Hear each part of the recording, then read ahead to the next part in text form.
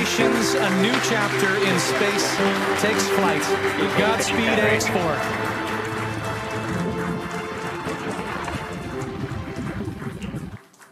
नमस्कार माझ्या प्रिय देशवासियांनो, हा एक अद्भुत प्रवास होता।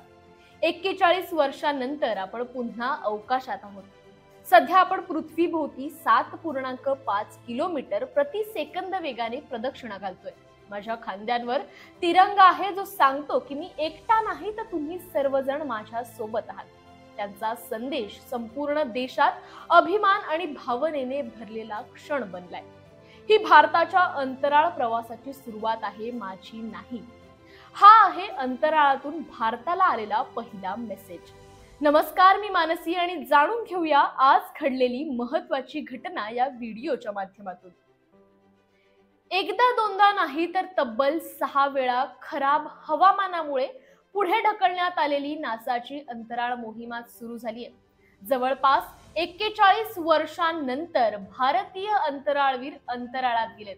यामध्ये commander Peggy Whitson, mission specialist Slawosz Uznanski, mission specialist Tibor Kapu आणि भारताचे शुभांशु शुक्ला।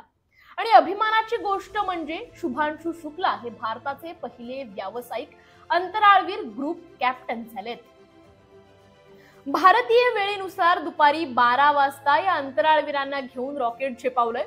AX मिशन 4 अंतर्गत आंतरराष्ट्रीय अंतराळ स्थानकात हे अंतराळवीर गेलेत।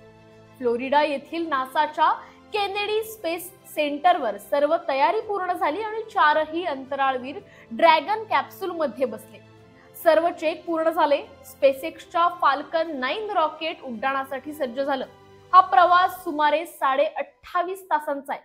26 जून रोजी दुपारी 4:30 वाजता हे यान आंतरराष्ट्रीय अंतराळ स्थानकावर पोहोचणार आहे। 14 दिवसांच्या या मोहिमेत वेगवेगळे प्रयोग केले जाणार आहेत आणि यात इस्रोचा देखील समावेश केला गेलाय।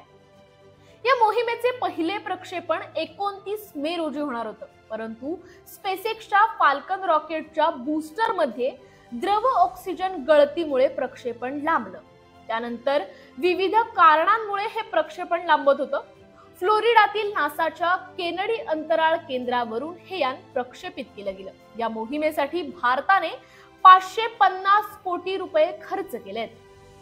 AX4 मोहिमेचा मुख्य उद्देश अवकाशात विविध वैज्ञानिक प्रयोग आणि तांत्रिक चाचण्या करणे हा आहे। या अभियानांतर्गत अनेक मोठी कामे केली जाणार आहेत।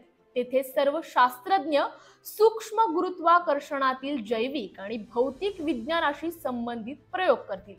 यासोबतच तेथे तांत्रिक चाचण्याही घेण्यात येणार आहेत। या काळात नवीन अवकाश तंत्रज्ञान आणि उपकरणांची चाचणी घेतली जाईल। या मोहिमेअंतर्गत पृथ्वीवरील लोकांना अंतराळ विज्ञान आणि संशोधनाबाबत जागरूक केले जाणार आहे। या मोहिमेने सगळ्या भारतीयांची मान अभिमानाने उंचावणार आहे, यात काही शंका नाही।